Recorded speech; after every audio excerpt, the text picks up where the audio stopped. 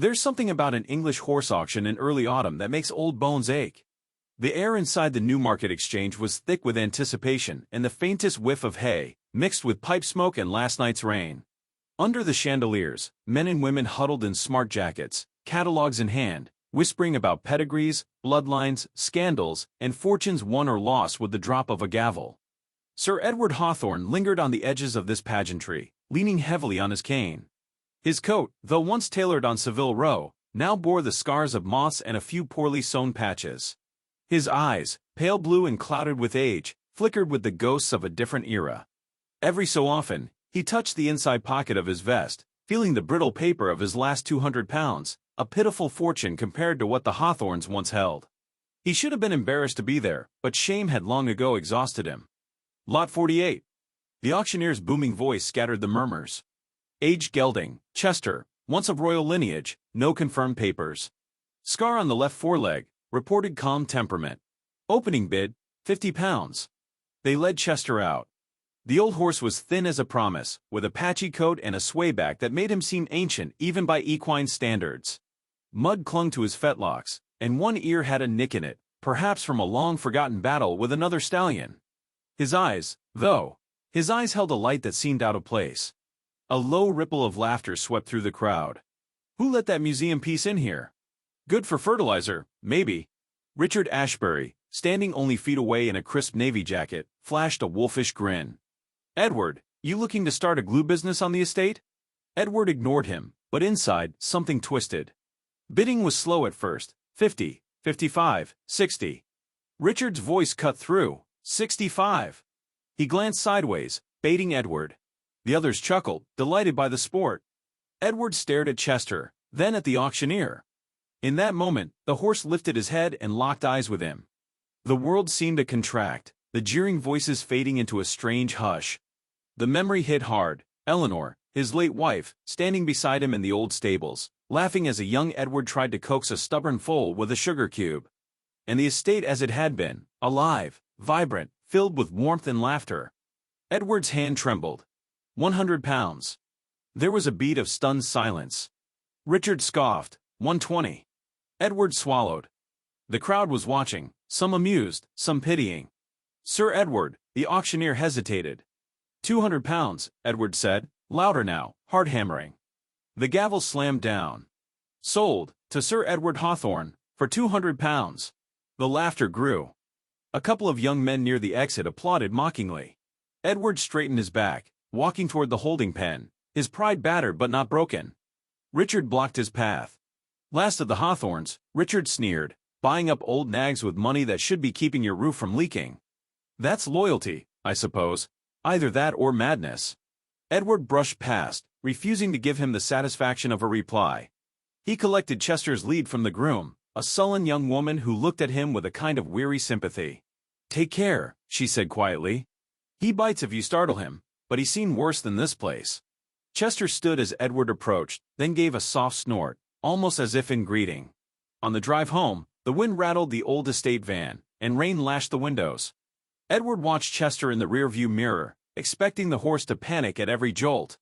But Chester stood calm, peering out at the gray world as if he'd seen it all before.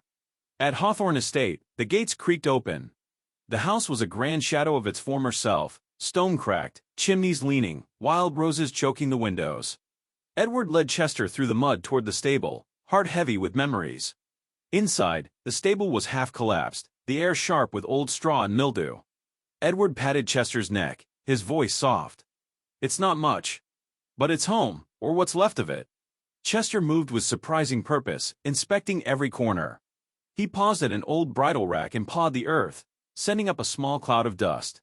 Edward watched, a pang of longing rising. He thought of Eleanor again, and their daughter who'd left for the city years before, never writing, never calling. Thunder rolled. Edward sat on a stool, exhausted. His gaze drifted from the dripping eaves to Chester's steady, quiet eyes.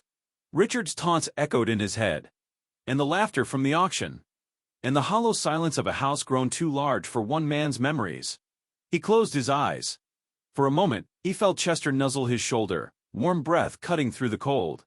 Maybe, he thought, just maybe. He let the tears fall, unseen. as the storm swept the estate and the lonely old house stood silent in the night.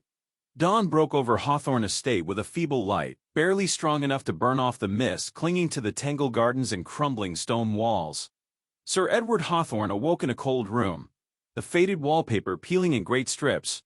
He rubbed his eyes, feeling the stiffness in his joints and the echo of last night's storm rattling inside his chest. He dressed slowly, careful with the buttons, his thoughts drifting between dreams and memories. Downstairs, the silence pressed in. Dust motes danced in a shaft of weak sunlight, falling across family portraits with eyes that seemed to watch him come and go.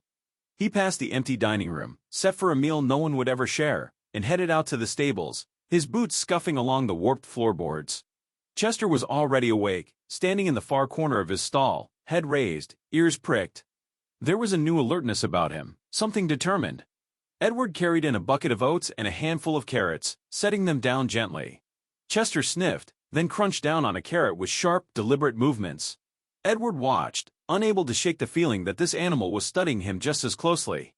"All right, old fellow, let's get you acquainted with the place," Edward said, forcing a smile as he opened the stall door. Chester stepped out, surprisingly nimble for his age, his hooves tapping softly on the stones. Without hesitation, he started walking across the overgrown yard, ignoring the weeds and the fallen branches that had gathered through months of neglect. Edward followed, half amused, half bewildered. Chester moved with a sense of purpose, heading straight for the far edge of the property, a part of the estate Edward rarely visited since Eleanor's passing. There, tangled brambles hid what used to be a walled garden, now reduced to a wild tangle of thorns and nettles. A toppled statue of an old cavalryman, his sword broken off, lay among the weeds. Suddenly, Chester stopped. He pawed at the ground, scraping away dirt and moss. Edward approached, curiosity overcoming his hesitancy. The horse kept digging, snorting softly, until the tip of something metallic caught the morning sun. Edward knelt down, fingers trembling.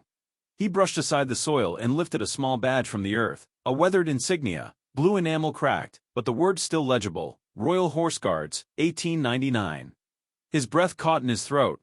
He turned the badge over, tracing the edges.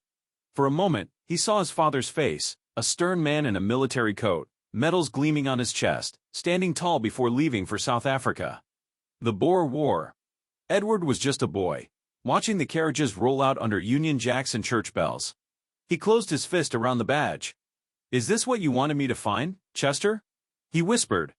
Chester simply stared, tail swishing, eyes dark and ancient. Edward's heart pounded. He felt exposed, as though the ghosts of Hawthorne men were crowding in, watching him. He shivered, despite the growing warmth of the sun. He stood, pocketing the badge. Chester turned, moving deeper into the old garden, nudging aside vines with his nose. Edward followed, stumbling through the brush until they reached a collapsed archway. Ivy hung thick over the stones. For a moment, Edward thought he saw something move in the shadows, but it was only a robin, darting from its nest.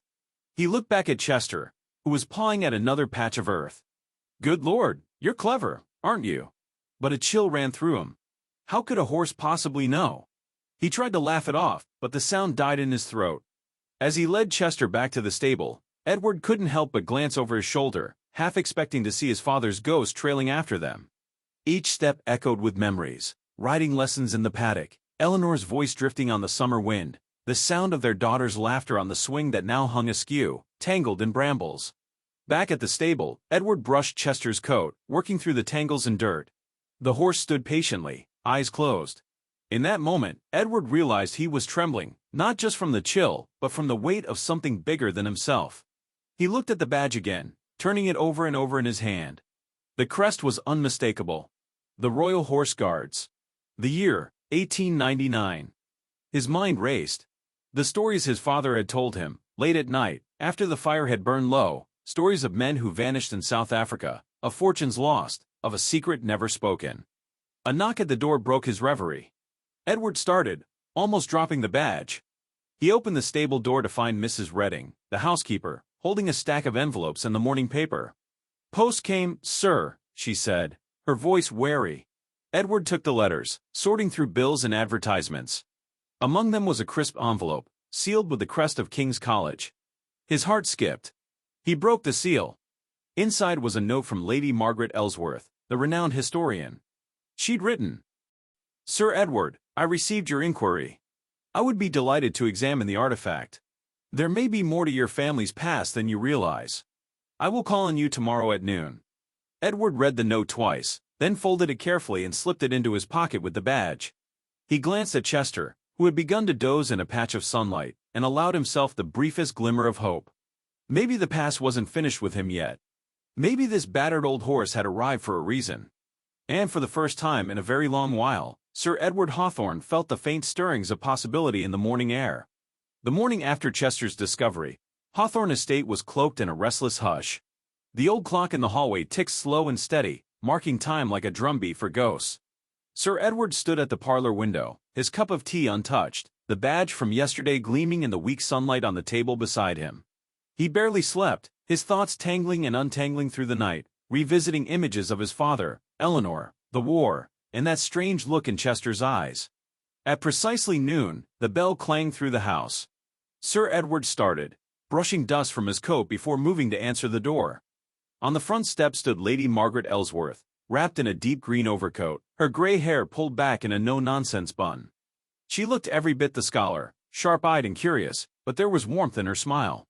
"Sir Edward, it's a pleasure to finally meet you in person," she said, her voice both commanding and kind. "Lady Margaret, thank you for coming on such short notice," Edward replied, motioning her inside. They moved to the sitting room, a once grand space now lined with faded books and cold fireplace. Edward poured tea, hands careful not to tremble. He handed Lady Margaret the badge. She took it with delicate fingers, examining every edge beneath a small magnifying glass she pulled from her purse. "Royal Horse Guards, 1899, she murmured. "Where did you find this?" Edward explained everything: the auction, Chester's strange behavior, the digging in the walled garden, and the flood of old memories. Margaret listened intently, her eyes brightening with each detail. When he finished, she set the badge on the table. "Do you know the story of Captain Alistair Pembroke?" she asked. Edward shook his head. She leaned forward, her voice lowering as though afraid the very walls might be listening. "During the Second Boer War, a regiment of the Royal Horse Guards vanished on the South African veldt. Among them was Captain Pembroke, a decorated officer and rumored confidant to senior members of the royal household. It's said that his unit was tasked with transporting a significant treasury from Cape Colony, gold, documents, perhaps even something more damaging to the crown. The entire contingent disappeared. The gold was never found. Whispers of betrayal and cover-ups have echoed through the years." Edward stared, absorbing each word.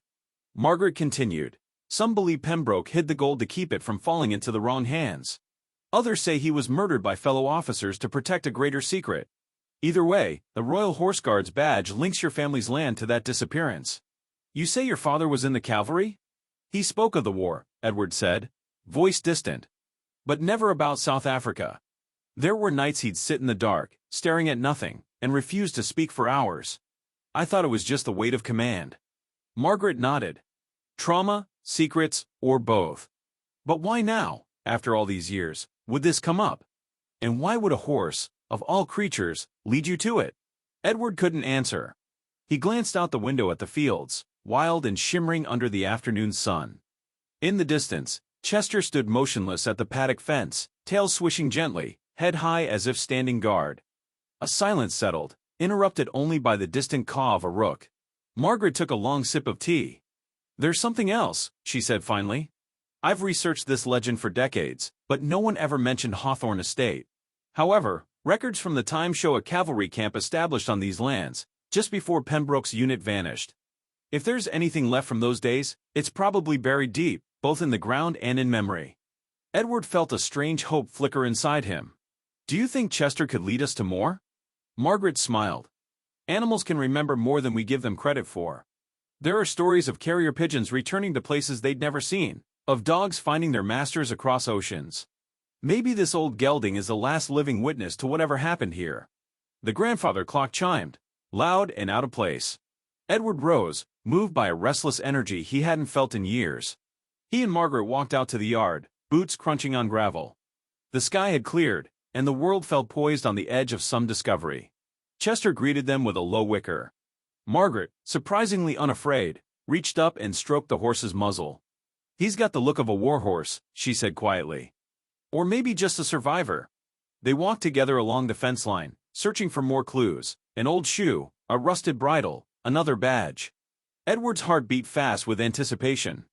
For a while, he almost forgot the debts, the loneliness, the laughter that echoed in empty halls.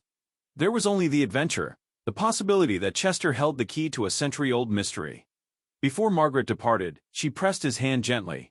"If you find anything else, let me know. I'll help however I can. And Edward, be careful. Lost gold attracts more than just curiosity." As her car disappeared down the long drive, Edward stood in the fading light, the badge heavy in his pocket. The past had grown dangerously close, as if the line between memory and reality was blurring, as if the estate itself had begun to stir. He looked at Chester, who gazed back steadily. "We're not done, are we, old friend?" Edward turned, feeling the weight of both fear and hope, knowing the days ahead would change everything. The wind whipped across Hawthorne Estate that afternoon, carrying with it the scent of wet grass and distant wood smoke. Sir Edward sat in his study, turning the Royal Horse Guards badge over and over in his hand, the edge biting into his palm. Lady Margaret's visit had left the air crackling with possibility, but also with a growing sense of unease. He found himself glancing toward the window more often, half expecting to see figures moving among the weeds. He didn't have to wait long. The steady grind of tires on gravel broke his concentration, and soon a black SUV rolled up the circular drive, stopping beneath the drooping branches of the old sycamore. Richard Ashbury emerged, his tailored jacket immaculate, boots gleaming, posture so relaxed it was nearly insolent. Two men, muscular, silent, remained inside the vehicle, their faces half-shadowed. Edward met Richard at the front steps, refusing to retreat even as the younger man's smile tightened with predatory satisfaction. "Well, Edward, looks like you've been making headlines at the auction," Richard called, his tone mocking. "Word travels fast around these parts, especially when a Hawthorne throws good money after bad." Edward gripped his cane but held Richard's gaze. "Chester is mine, and the estate is not for sale." Richard laughed, the sound brittle in the chilly air. "You misunderstand me. I'm not here for the horse, though, by the look of him, you might have bought yourself a ghost." He took a step closer, lowering his voice. "The estate, though, that's another matter. I hear you've been digging up old family relics. Military badges, buried secrets. Quite the little treasure hunt." Edward felt a cold knot form in his gut.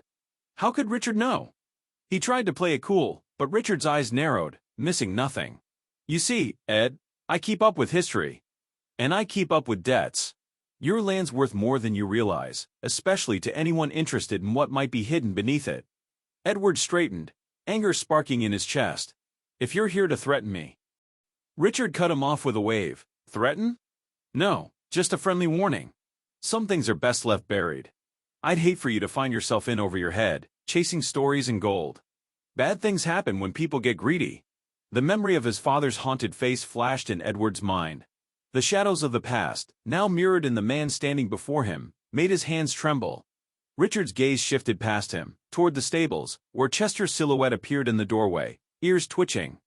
"That old nag leading you to buried treasure? I wouldn't count on it. If anything, you'll just end up with a hole in your ground, and a larger one in your finances."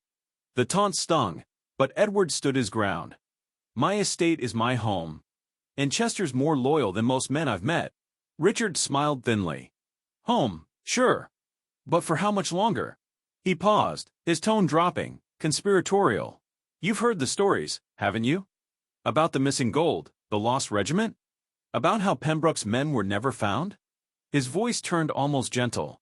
"Some say the Crown wants those secrets to stay hidden. Some say others want them for themselves. And some, like me, just want to save you the embarrassment of being the last Hawthorne to lose everything." Edward's temper flared. He took a step forward, face to face with Richard, refusing to look away. "I won't be bullied," he said quietly. Richard smirked, straightening his jacket. "We'll see about that." He turned, walking back to the SUV.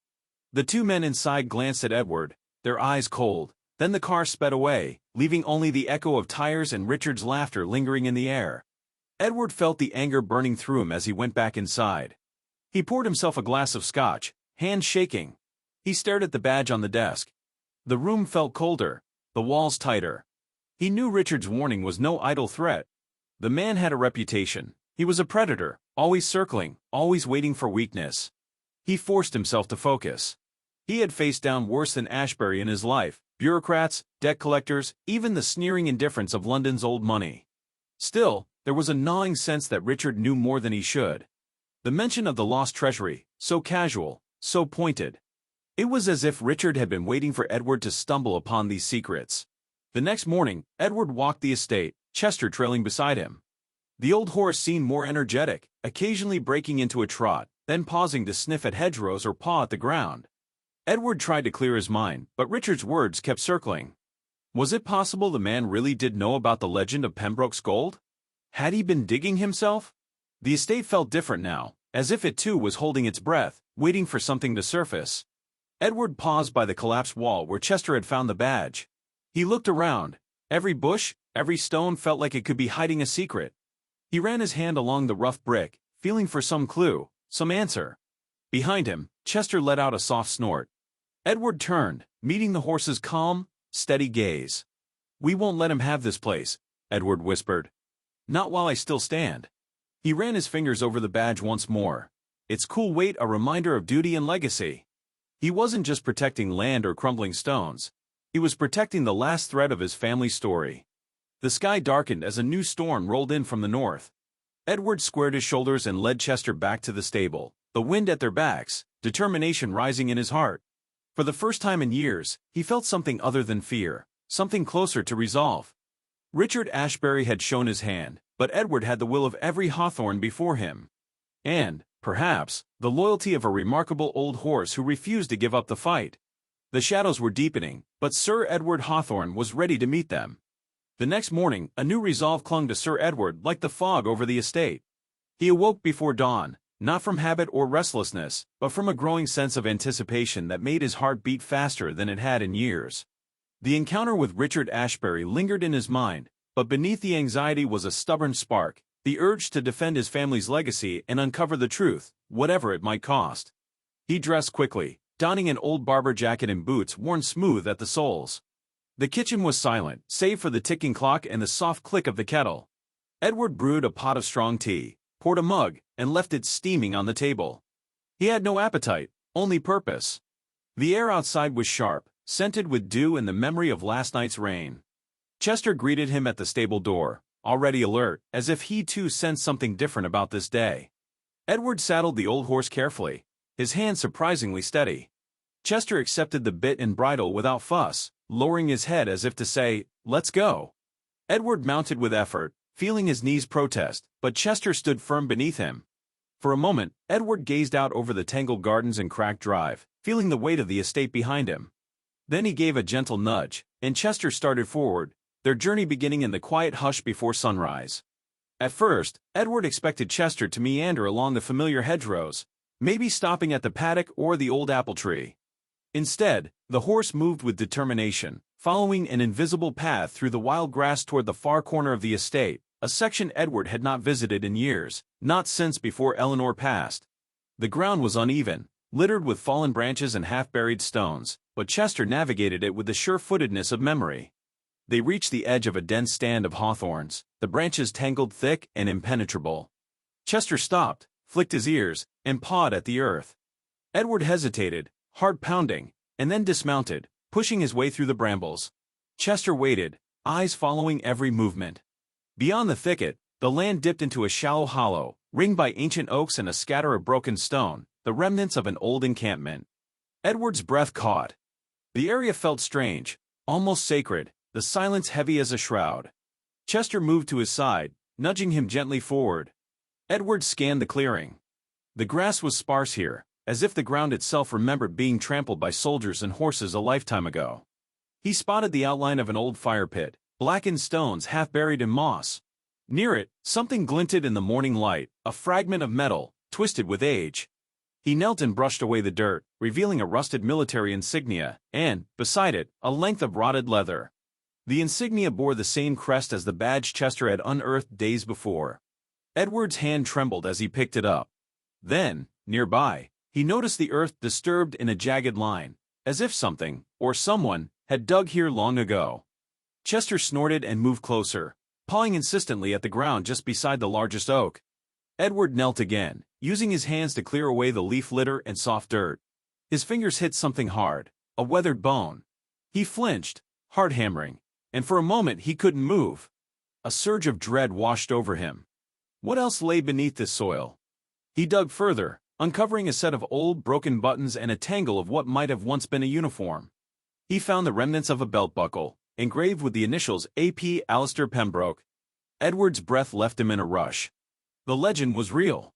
Someone had died here, maybe more than one man. He glanced at Chester, whose gaze was calm, almost knowing. The horse nudged him softly, as if urging him to keep going. Edward stood, wiping his hands on his jacket, and stared at the rough stone wall at the edge of the clearing. It was covered in moss and lichen, but as he approached, he saw something carved into the stone, half hidden by years of weather, A. Pembroke. The world seemed to shrink to that single name. Edward traced the letters with his fingertips, overcome with awe. The name, the remains, the badges, this was proof that Captain Pembroke's company had been here, and maybe the gold too. He felt a mix of triumph and fear, realizing what he had uncovered would draw attention from more than just Richard Ashbury. Anyone desperate enough for lost treasure or to keep the crown's secrets buried would stop at nothing. A sudden rustling in the underbrush made Edward freeze. He whipped around, adrenaline spiking, but it was only a fox, slipping between the trees, gone in a flash of red and white. He laughed nervously, the sound startling in the stillness. Chester stood steady, as if nothing could shake him. Edward rested his hand on the horse's neck, gratitude blooming in his chest. "Thank you, old friend," he whispered. The sky above them was streaked with pale gold, the light filtering through ancient branches. Edward looked around one last time, taking in the campsite, the bones, the inscription. He gathered the insignia and the belt buckle, wrapping them carefully in his handkerchief. As he mounted Chester and turned back toward the estate, Edward felt a strange blend of terror and exhilaration. He had proof. He had a mystery, and a purpose. But above all, he had a companion who seemed, impossibly, to remember everything. As they rode back through the wild grounds, Edward couldn't help but wonder just how far Chester would lead him, and what else lay hidden beneath the old estate, waiting to be found. The discovery at the old encampment haunted Sir Edward through the night. He sat in his study, objects from the site laid out before him, a rusted insignia, fragments of cloth, a battered belt buckle. The initials AP seemed to glow under the lamplight. He tried to record his findings in a leather-bound journal, but words failed him. The truth felt too enormous for ink and paper. Chester stood just outside the window, framed by the moonlight, motionless as a sentinel. Edward found comfort in the horse's silent companionship. He remembered his father's tales, half-spoken warnings about secrets best left buried. But it was too late now. The past was rising, insistent and loud. Morning broke gray and tense. A knock sounded at the kitchen door, sharp and urgent. Edward, still in his dressing gown, opened it to find Mrs. Redding in a nervous flutter. "There's a woman, two of them, at the front gate, sir," she whispered. "One says she's Dr. Charlotte Pembroke, from the university. She's got a whole crew with her, vans, men with shovels, and cameras." Edward's heart thudded. He pulled on his coat and strode across the muddy drive. The front gates stood open, and two sleek university vans idled on the gravel. Figures in bright safety vests milled about, unloading equipment. At their head stood a woman of about 40, tall and striking, hair the color of polished chestnut, eyes alert with intelligence and calculation. Next to her, a thin man in spectacles checked a clipboard. "Sir Edward Hawthorne?" The woman called, voice crisp as autumn air. "I'm Dr. Charlotte Pembroke, Oxford Department of Archaeology." Edward squared his shoulders. "Dr. Pembroke, to what do I owe this unannounced visit?" Charlotte smiled thinly. "I'm here regarding certain claims, artifacts found on your land. As a direct descendant of Captain Alistair Pembroke, I have a professional and familial interest." She produced a leather folder, withdrawing official-looking documents. "This is an approved request from the county and my department. I have rights to survey and excavate areas linked to my ancestor, as per British heritage law." Edward scanned the paperwork. It was all in order, countersigned, stamped, airtight. The realization sank in. He could not refuse them without risking legal consequences. "Did Lady Margaret Ellsworth tell you?" Edward asked quietly, suspicion tightening his words. Charlotte didn't answer directly. Her eyes darted toward the house, as if searching for a witness in the shadows. "We academics share information, Sir Edward. Besides, word of your auction purchase traveled fast. It's a small world, even smaller when gold is rumored." Anger simmered in Edward's chest. The estate, his home, was to be invaded, picked over by strangers with metal detectors and cameras. He glanced at Chester, who stood a little distance away, head high, ears swiveling. The old horse seemed to sense the tension, shifting his weight, stamping the ground once. "I will not allow my family's history to be trampled," Edward said. "You will respect these grounds and keep your men clear of the main house and stables." Charlotte met his gaze without flinching. "We're here for the truth, Sir Edward. The history belongs to all of us, not just to those who can afford the land." The words stung, but Edward refused to let it show. He signed the form, hand tight on the pen, then turned his back, leaving Charlotte to marshal her team. Throughout the morning, the estate buzzed with activity. Tripods sprouted in the wild grass, drones hummed overhead. Surveyors marched in lines, mapping out possible dig sites. Charlotte oversaw it all with cold efficiency, barking orders, questioning local landmarks, interrogating Edward whenever he passed. He grew suspicious of Lady Margaret, suspecting she had revealed more than she admitted. That afternoon, Edward telephoned her. Her voice, when she answered, sounded weary. "Edward, these people would have come whether I spoke or not. There's too much at stake, and Charlotte has friends in Parliament. Please, tread carefully." He hung up, frustration boiling. What had started as a personal quest was quickly spiraling out of his control. By dusk, the archaeologists had cordoned off the encampment site. Edward watched from afar as they set up floodlights, the place that Chester had led him now a stage for strangers.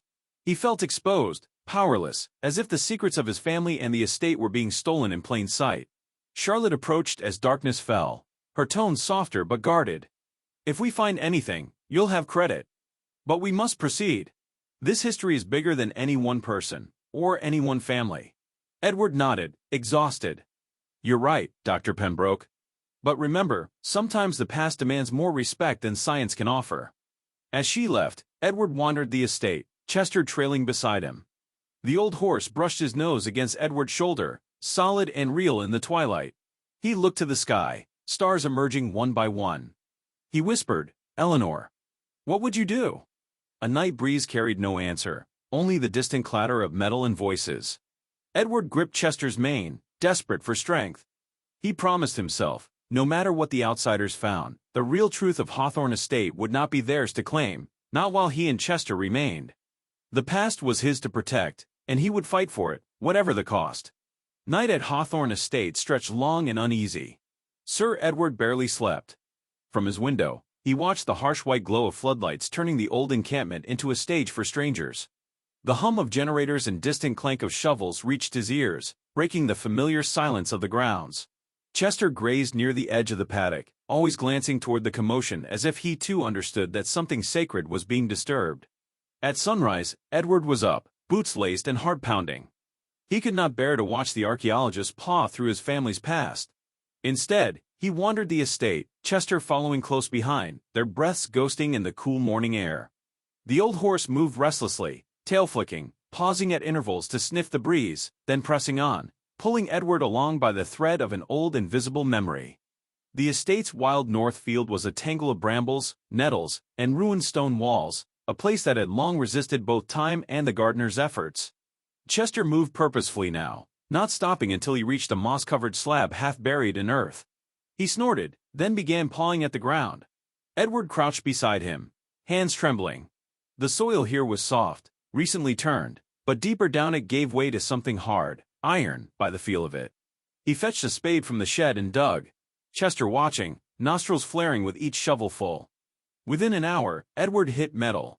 He wiped the sweat from his brow, adrenaline sharpening his senses. Inch by inch, he exposed a heavy, rusted box, barely bigger than a suitcase but solid as a vault. The words Royal Treasury, Cape Colony were just visible through the grime, the crest of the crown faint but unmistakable. Edward's heart slammed against his ribs. He knelt, hands shaking as he pried open the corroded lock with a rock. The lid creaked, protesting years of silence, then finally gave way. Inside, layered in rags that disintegrated at his touch, lay thick leather pouches stamped with the seal of the Royal Army. He fumbled one open, and stared in disbelief at the gold sovereigns spilling into his palm, their surfaces gleaming even in the dim dawn. Beside the gold, wrapped in brittle oilcloth, was a bundle of papers. Edward unfolded them, careful not to tear the fragile sheets. His eyes widened as he read, ledgers, troop lists, and letters implicating high-ranking officials in bribes, extortion, and treason during the war in South Africa. One letter, signed by a government minister, was a direct order to silence Captain Pembroke, at any cost. He felt sick. The implications were staggering. This wasn't just about treasure. It was about secrets powerful enough to ruin reputations, topple families, perhaps even threaten the stability of the crown itself.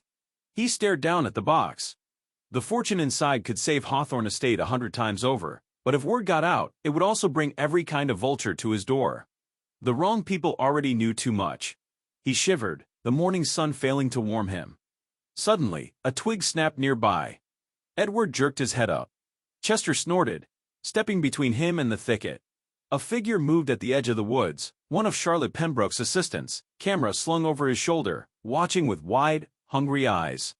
For a moment, the man simply stared. Then he turned and vanished into the trees, running back toward the archaeological camp. Edward's mind raced. There was no time. He stuffed the gold and papers into his rucksack, kicked loose earth over the box, and scrambled to his feet.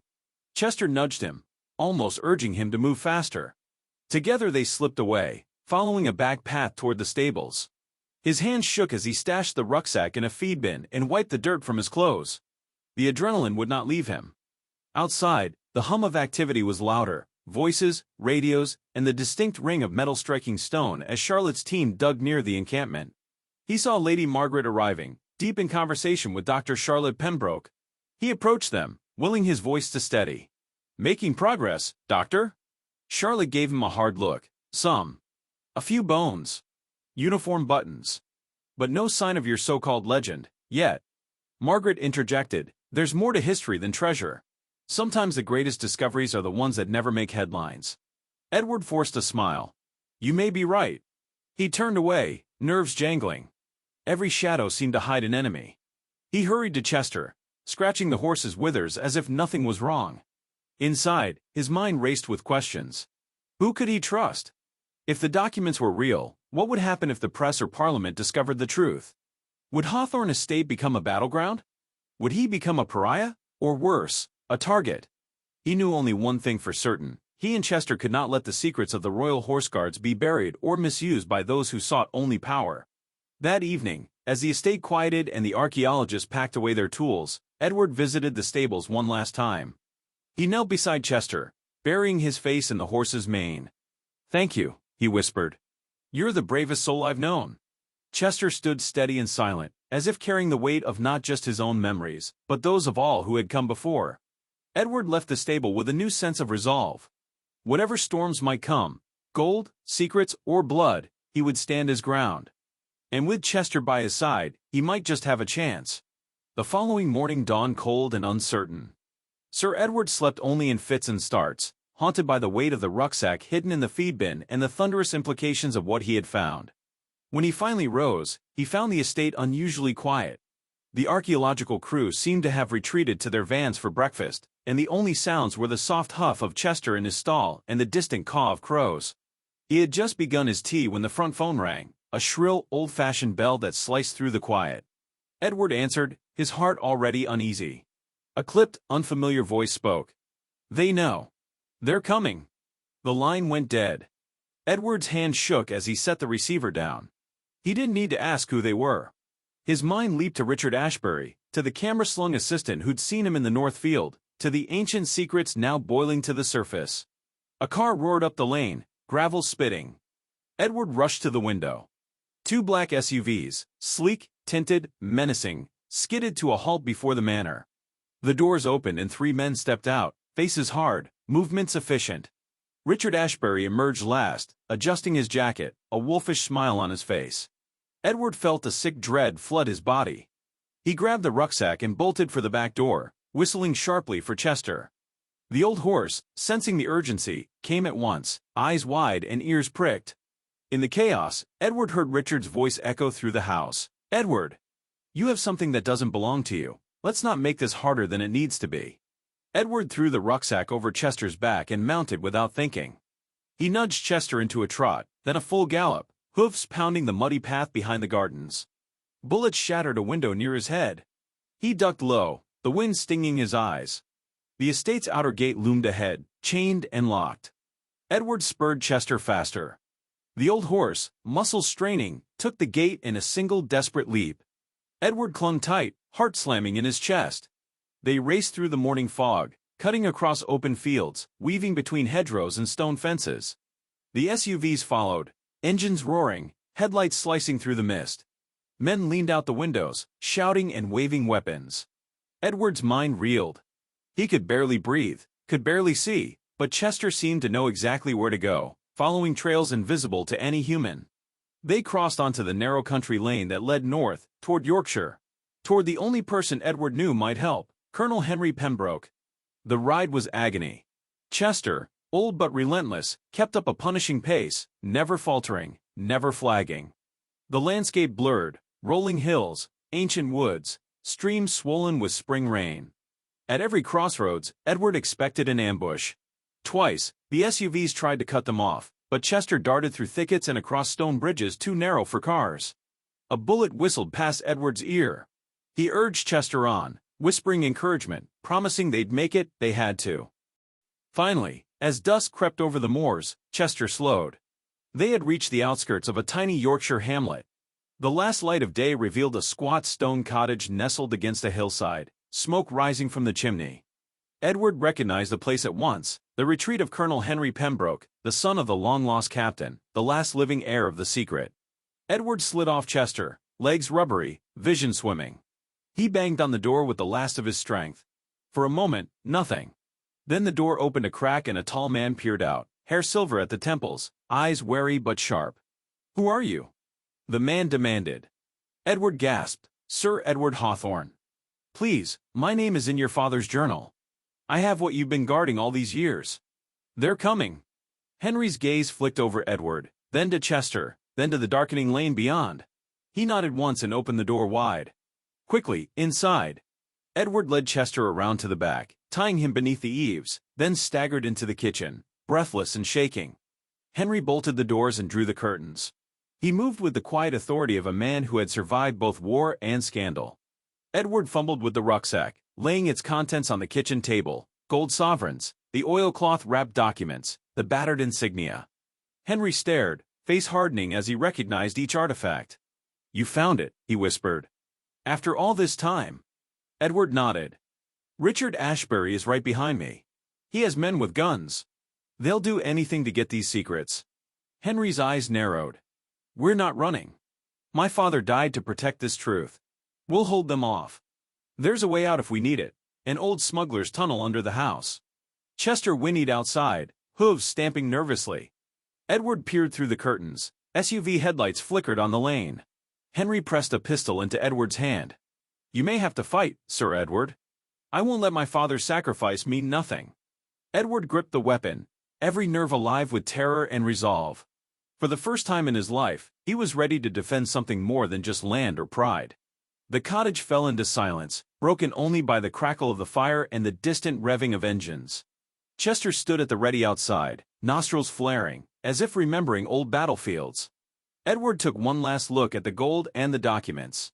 He squared his shoulders and nodded to Henry. Let them come. This time, the past would not be buried. This time, the truth would fight back. The night pressed down heavy on the Yorkshire cottage.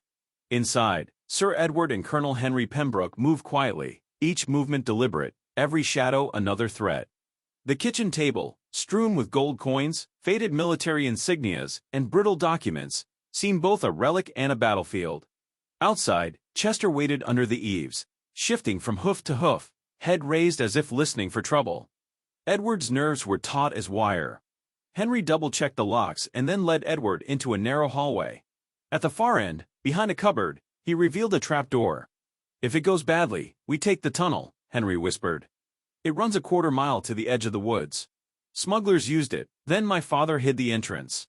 Only you, me, and Chester will fit, barely." Edward's hand shook as he tucked the pistol into his pocket. The two men exchanged a grim nod. Then, suddenly, headlights flared in the lane. An SUV crept up, engine rumbling low.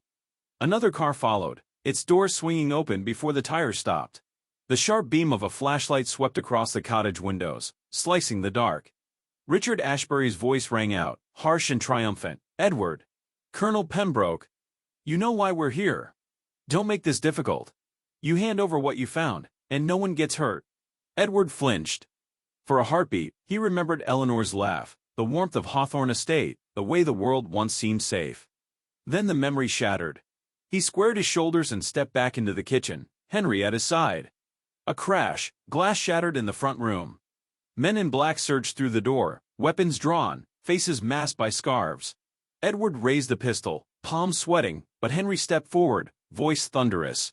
This is private property. The police are on their way. Leave, now, and you might outrun them. Richard stepped inside, smiling, unafraid. He looked around, spotted the gold and the documents, and shook his head. You old fools really thought you could keep this to yourselves? This is bigger than your family, bigger than your pride. Give it up, or I'll take it by force. One of Richard's men moved forward, gun raised.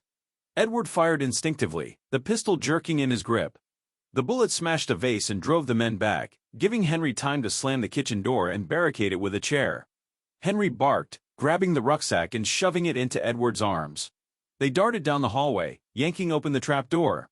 Chester, sensing the danger, whinnied from outside, loud, urgent. Edward hesitated. We can't leave him. Henry nodded. Go out the side door, bring him to the tunnel's end. I'll cover you. Edward ran to the stable, hard hammering, calling Chester's name. The old horse came at once, pressed close against him. In the cottage, the sound of gunfire shattered the night. Henry shouted, returning fire. Edward led Chester along the garden path, shoving through hedges, desperate not to be seen. At the tunnel entrance, hidden beneath an old stone wall, Edward heaved the door open, coaxing Chester inside. The passage was low and narrow, cold air swirling. Chester balked at first, but Edward whispered to him, hands stroking his neck, promising safety. The horse squeezed in, head low, nostrils flaring. Behind them, the gunfire stopped. The world fell silent, broken only by Chester's shuffling hooves and Edward's ragged breathing. Henry appeared, face smeared with soot and sweat, eyes wild. We bought some time, move. The tunnel felt endless. The darkness pressed close, each step echoing off stone. Edward clung to Chester's mane, letting the horse guide him. Behind, Henry staggered, carrying the rucksack of gold and secrets. At last, a glimmer of moonlight shone ahead. Edward scrambled out, pulling Chester after him. Henry collapsed beside them, gulping air. Far off, angry voices called and flashlights bobbed through the trees. We can't stay, Henry said, voice raw. We must hide the gold, the documents, split up. If they catch us all, it's over. Edward hesitated, the weight of decision crushing him. He looked at Chester, who pressed close, steady as ever. I'll take Chester in the rucksack. You lead them away, buy us more time, Edward said. Henry's face tightened, but he nodded. He handed Edward a small leather-bound journal. My father's diary. Everything's in there, names, dates, the truth. Get it to Lady Margaret. She knows how to make it public without getting us killed. A distant gunshot cracked the night. They embraced quickly, then Henry melted into the shadows, moving like a man who'd spent years in hiding. Edward swung onto Chester's back, rucksack slung across his shoulder, and pressed his heels to the old horse's flanks. Chester surged forward, the years falling away as he thundered through the woods. Bullets ripped through the trees behind them, but Chester dodged and twisted, faster than fear. The moon painted the moors silver. Edward rode hard, wind cutting his face, rucksack heavy with gold and justice. Behind him, shouts echoed, Richard's men, furious and desperate. Searching, always searching. Finally, the noise faded. Chester slowed, sides heaving, foam flecking his coat. Edward slid to the ground, hugging the horse's neck. You did it, old friend. We did it. He hid the rucksack beneath a fallen log, covering it with bracken and earth. He clutched Henry's diary to his chest, heart still pounding. He would get it to Lady Margaret, expose the truth, bring an end to the long shadow that had haunted their families. In the quiet, Chester stood watch, head high, as if daring the night to come closer. For the first time, Edward felt the promise of dawn, a new beginning, if only he could survive until morning. He pressed his forehead to Chester's warm neck, whispering thanks. The world was still dangerous, but Edward was no longer running. He was fighting, for the truth, for his family, and for every soul who had ever kept a secret in the dark. Dawn crept over the Yorkshire moors, the sky painted with fragile gold and gentle streaks of violet. Sir Edward Hawthorne awoke from a brief, haunted sleep, pressed against Chester's warm flank beneath the bracken. His body ached with exhaustion, but his mind was clear. The rucksack, heavy with gold and secrets, rested beneath his head. Henry's diary lay in the pocket of his jacket. For the first time in years, Edward felt something other than fear or regret. He felt purpose. He rose stiffly, brushing leaves from his coat. Chester stretched his neck, bumping Edward gently, as if to say, "It's not over yet." The wind carried the distant echo of barking dogs and the faint rumble of engines, Richard's men, still searching. But Edward had survived the night. He had the evidence. He had the truth. Edward didn't dare linger. He led Chester carefully across the dew-soaked moor, weaving between stone outcrops and stunted hawthorns. The sun grew stronger with every step, hope rising in his chest. The world felt sharper, more real. He would not let the darkness win. In the next village, a battered red phone box stood on the green. Edward tethered Chester nearby and dialed the only number he trusted, Lady Margaret Ellsworth's private line. His hand shook, heart thrumming, as the phone rang once, twice. "Hello?" Lady Margaret's crisp, steady voice answered. "It's Edward. I have the diary. Gold, documents, the proof. But I'm being hunted. Richard Ashbury's men are everywhere. I can't get to London alone." A pause. Then Margaret's tone changed, urgent, focused, not a hint of fear. "You must come to King's College, Cambridge. There are people I trust here. I'll arrange a police escort. And Edward, no matter what happens, don't let anyone else near those papers." "I won't," Edward promised. He hung up and pressed his forehead to the glass, exhaling relief. Then he climbed onto Chester's back, rucksack tight to his chest, and set off for the south. The journey was harrowing. Twice, Edward glimpsed unfamiliar cars on the road behind him, dark sedans, men with sunglasses watching from laybys. Once, he heard gunshots echo in the distance. But Chester carried him unflinchingly, hooves eating up the miles with steady determination. Edward trusted the old horse more than any living soul. At last, the towers of Cambridge rose on the horizon, sunlight glinting on ancient stone. Margaret met them at a rear gate, waving them into the college gardens. Police officers flanked the path, their faces grim, hands on their radios. Edward slid from Chester's back, knees buckling with relief. Margaret swept him into a small book-lined office, drawing the curtains tight. Edward laid the diary, the gold, the battered oilcloth bundle on the desk. Margaret's eyes widened as she read the letters, the troop lists, the evidence of betrayal and theft. Tears glistened at the corners of her eyes, but her hands were steady. "We'll make it public," she said, voice trembling with conviction. "We'll clear Pembroke's name. Expose the corruption. No more shadows. No more silence." Edward nodded. "And the gold?" Margaret smiled, the first true smile he'd seen from her. "It will start a foundation for historical research, real, honest work. The rest can help restore Hawthorne Estate, if you wish. Let something good come of all this pain." Outside, the world had changed. News vans and journalists swarmed the college gates as word spread.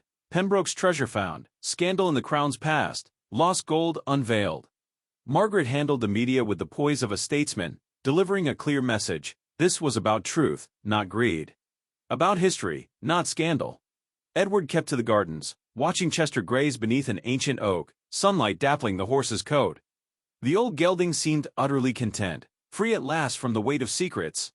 Students approached, awed by the story, gentle with Chester, who accepted their pats and carrots with regal calm. Days passed in a whirl. The police rounded up Richard Ashbury and his men, their crimes exposed in the wake of the evidence. Henry Pembroke, battered but alive, emerged from hiding to testify alongside Edward. The Crown, forced to acknowledge the truth, issued a quiet statement honoring Captain Alistair Pembroke's sacrifice and expressing regret for the sins of empire. Edward found himself something of a hero, though he never sought fame. Letters poured in, some congratulatory, some accusing, most simply grateful that the truth had seen the light of day. A local charity, funded by a portion of the gold, helped restore not only Hawthorne Estate but other historic sites in danger of vanishing. But the greatest gift was peace. One afternoon, with the last of the repairs complete and the estate alive with laughter and sunlight once more, Edward led Chester into the wide green meadow behind the manor. He removed the bridle and let the horse roam free, watching as Chester rolled in the clover, then galloped with surprising strength across the grass. Edward sat beneath a chestnut tree, feeling the years and burdens slip away. The ghosts that once haunted the estate were at rest. The land was safe. The secrets had been given voice, and no one could silence them again. He closed his eyes and listened to the wind, the distant laughter of children, the steady thud of Chester's hooves. He thought of Eleanor, of his father, of all those who had fought for a world where truth mattered. He smiled. "Thank you, Chester. Thank you." The sun warmed his face, and Edward let himself hope for tomorrow, a tomorrow built on honesty, courage, and the stubborn loyalty of an old horse who remembered everything. And as the sky faded into evening and the estate glowed golden with promise, Edward rose, walked to Chester's side, and knew, finally, that he was free.